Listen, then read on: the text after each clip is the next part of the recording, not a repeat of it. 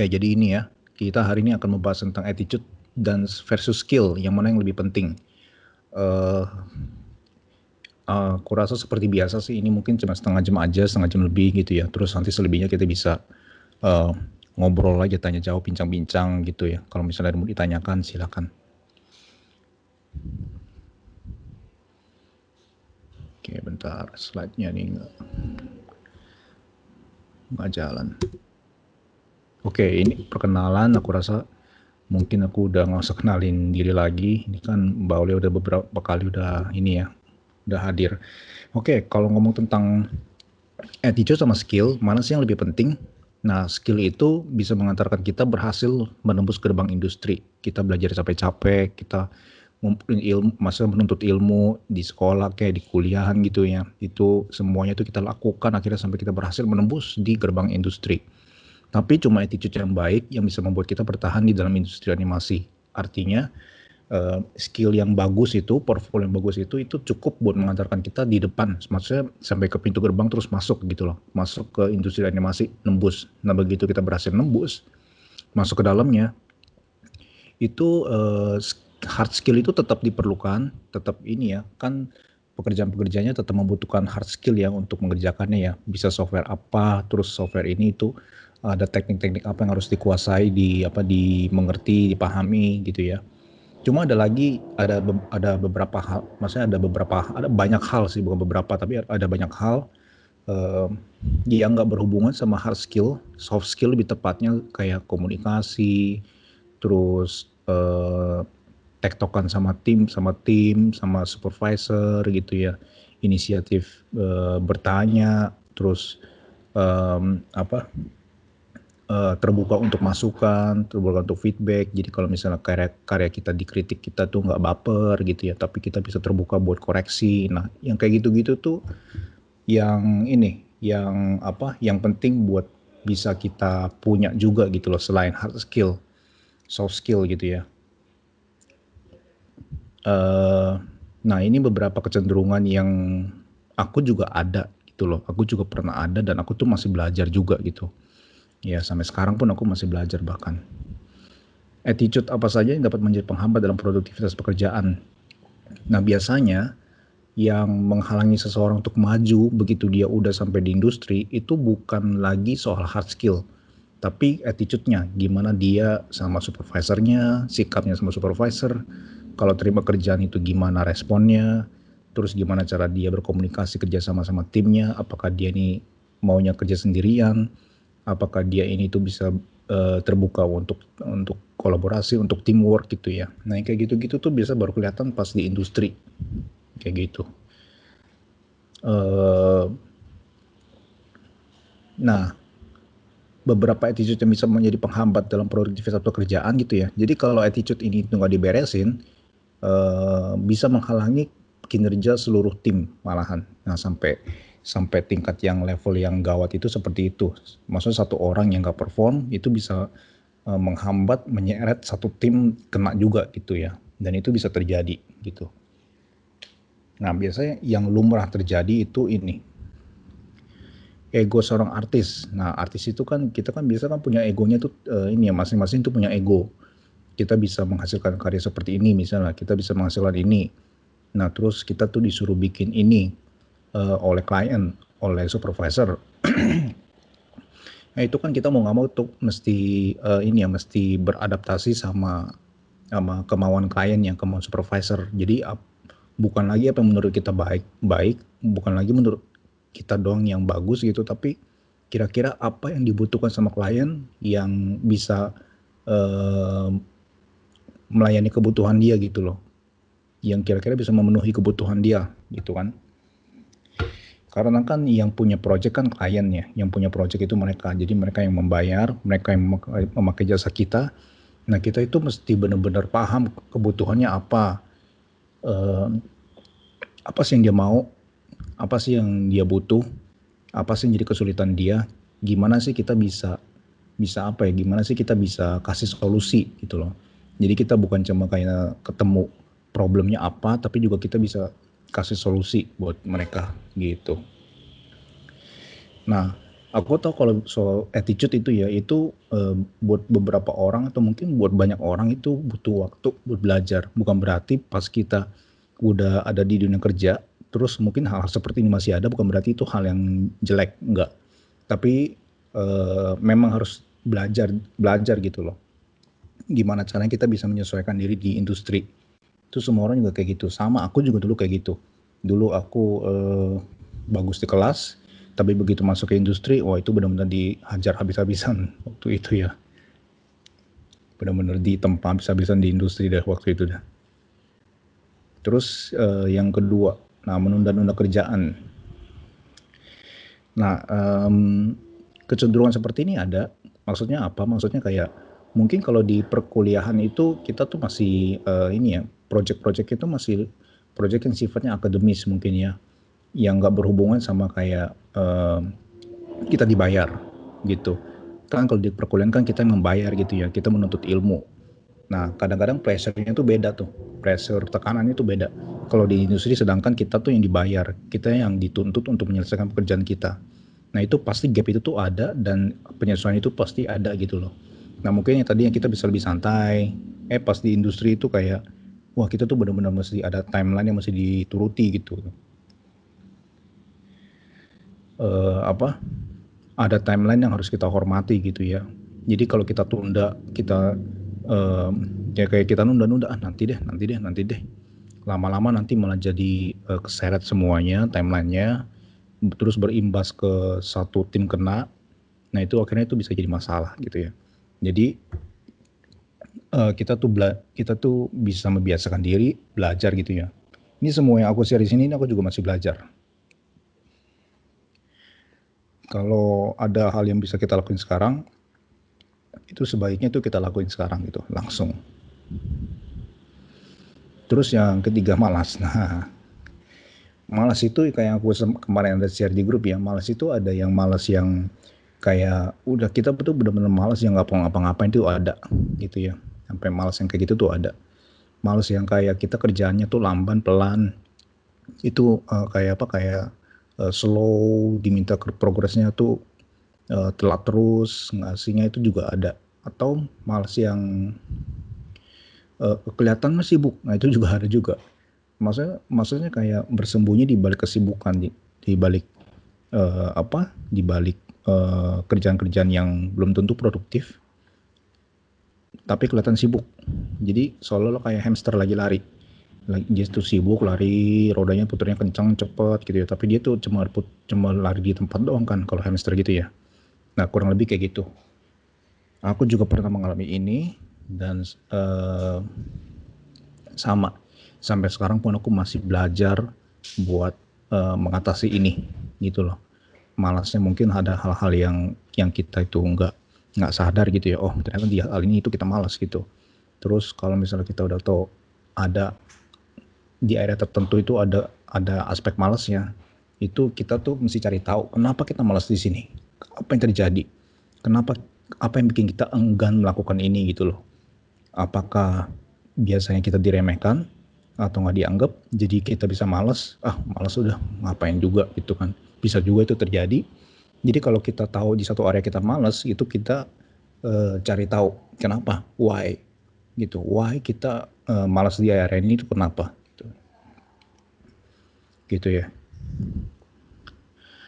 Mumpung kita memang masih hidup gitu ya, jadi kita tuh masih dikasih kesempatan buat memperbaiki gitu kan kelakuan kita. Kalau memang ada yang kurang baik ya kita cari kenapanya gitu, masih belum terlambat.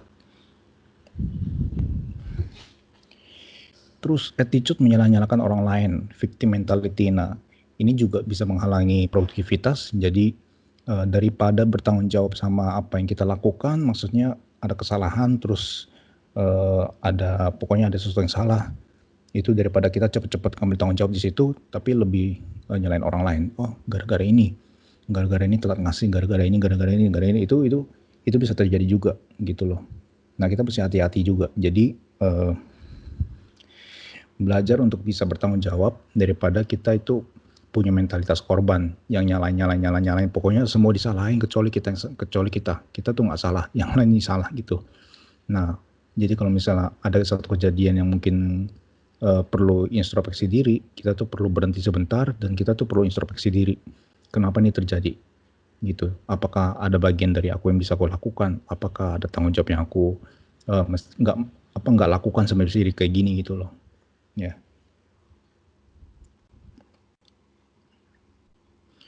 Terus attitude apa saja yang sebaiknya dikembangkan? Nah, yang pertama itu ini rendah hati gitu ya. Jadi kalau di industri itu banyak banget aku ketemu orang-orang yang udah makin lama di industri, mereka tuh humble banget gitu loh. Jadi kayak dalam artian kayak mereka tuh lebih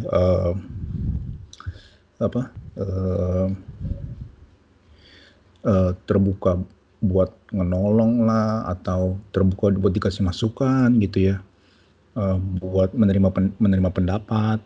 Nah, itu ada gitu. Jadi ini pelajaran yang nggak ada habis-habisnya. Bahkan sampai di titiknya aku juga masih belajar untuk bisa terus terbuka buat masukan, terbuka buat kritik yang membangun, terus terbuka untuk menolong juga buat kalau ada orang-orang yang membutuhkan pertolongan gitu ya.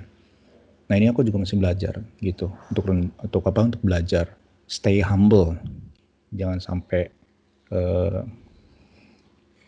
kayak merasa udah di atas terus kayak merasa bisa merendahkan orang-orang yang di bawah atau ngelihat orang-orang di sekitar dengan sebelah mata. Nah itu hati-hati. Ya aku juga masih belajar itu. Terus yang kedua growth mindset. Oke, growth mindset ini akhirnya artinya itu terbuka untuk hal-hal yang baru. Jadi kalau berbicara tentang growth mindset itu sebenarnya ada lawannya itu fixed mindset gitu ya. Fixed mindset itu mindset yang fix, yang kaku, yang udah puas sama apa yang dia punya gitu loh.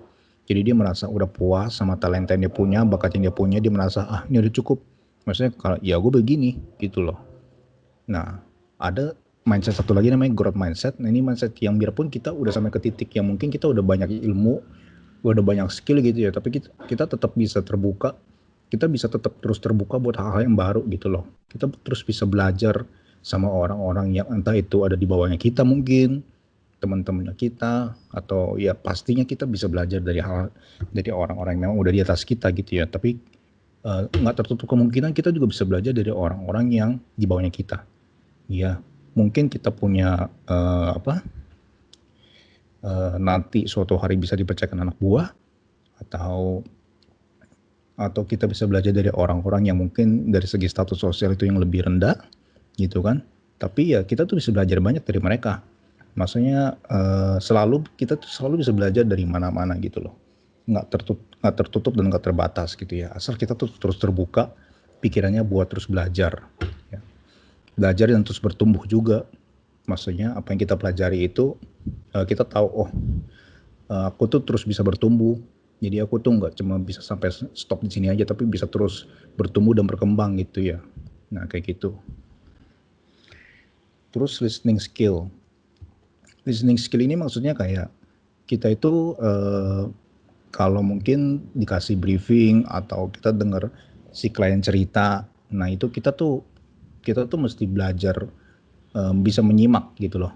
Bukan cuma kayak ngedengerin aja. Maksudnya kayak gini, maksudnya kayak menyimak itu kita tuh bisa belajar untuk mengerti.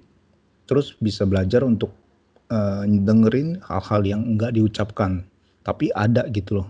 Gitu. Jadi gimana ngomongnya ya? Misalnya kayak kita mendengarkan seseorang curhat. Dia curhat sesuatu, tapi sebenarnya kita tahu di balik semua dia curhatin itu ada sesuatu yang sebenarnya lebih besar yang dia mau sampaikan gitu. Nah itu kita udah ngerti duluan dari curhatan-curhatan yang dia sampaikan. Nah kayak gitu maksudnya. Jadi kayak kita itu bisa tahu hal-hal yang yang dia nggak ngomong gitu loh. Dari apa yang dia ngomong, kita bisa ngerti hal-hal yang nggak yang dia maksud. Tapi mungkin dia nggak sampaikan secara gamblang, nah gitu. Jadi kemampuan menyimak itu yang mesti kita kembangkan juga gitu. Untuk bisa lebih memahami dan mengerti sebenarnya maksud hatinya dia ini ngomong kayak gini tuh apa. Kayak gitu. Apa yang benar-benar dia butuhkan, apa yang benar-benar dia inginkan gitu ya.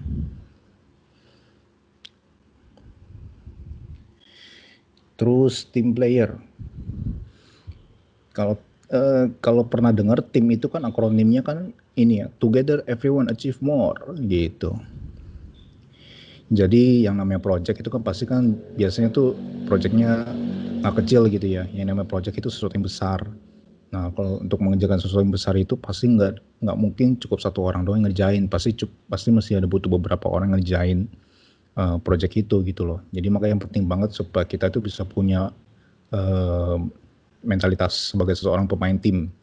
Aku juga masih belajar di sini karena aku aslinya ini aku tuh bukan pemain bukan orang yang suka rame-rame. Aslinya itu aku tuh lebih suka orang yang kayak nyoba sendiri, apa-apa sendiri gitu ya. Belajar sendiri, berprestasi kumpulin resources sendiri. Nah, aslinya tuh aku kayak gitu.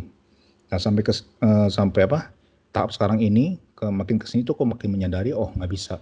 Kalau misalnya mau mencapai sesuatu yang besar itu mau nggak mau tuh mesti kerjasama sama orang. Karena ada skill yang orang lain tuh bisa, aku tuh nggak bisa gitu loh.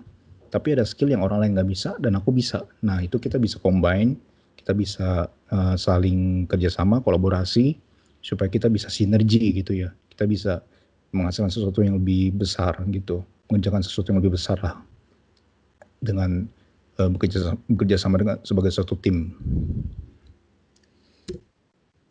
Terus yang kelima, problem solver mindset. Nah, mindset sebagai seorang ini ya pemberi solusi. Jadi bukannya cuma kita bisanya itu kayak nemuin problem, nemuin masalah, tapi kita juga pikirin, masalah ini ada, ya gimana caranya solusi apa yang bisa kita pikirin supaya bisa membantu masalah ini bisa terselesaikan. Jadi bukan cuma kayak nunjuk masalah nih, tapi kita nggak mikirin gimana solusinya juga gitu kan. Nah biasa kan kita itu bisa punya mindset sebagai seorang pemberi solusi itu loh, bukan cuma orang yang menemukan masalah tapi juga memecahkan masalah itu kayak gitu.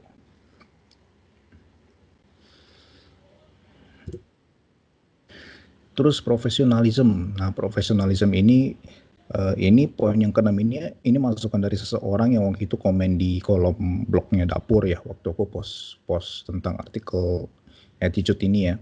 Jadi maksudnya profesionalisme ini kayak kita itu mesti bisa menjaga privasi kerahasiaan company. Jadi kalau company itu mempercayakan project ke kita, nah itu kita mesti jaga privasinya tuh.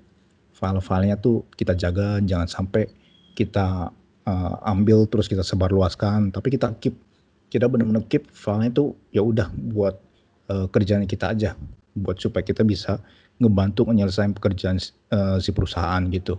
Jadi benar-benar di keep secara profesional, pokoknya jangan sampai tersebar lagi. Apa yang udah sampai ke tangan kita itu pokoknya mesti selesai pekerjaannya, bukan jadi tambah berantakan atau tambah terjadi hal-hal yang nggak diinginkan malahan gitu ya. Jadi secara profesional kita tuh mesti menjaga privasi perusahaan, dan apapun yang sampai ke tangan kita itu kita usahakan bisa selesai dengan baik. Kita bisa deliver ke perusahaan, bahkan bisa melebihi ekspektasi perusahaan, lebih bagus gitu loh. Pokoknya kita bisa deliver ke perusahaan, memenuhi kebutuhannya perusahaan gitu loh. Oke, ini nih yang kita mau. Nah kayak gitu. Oke, thank you. Ya, ini seperti biasa ya. Kalau belum follow silakan follow, belum subscribe silakan subscribe.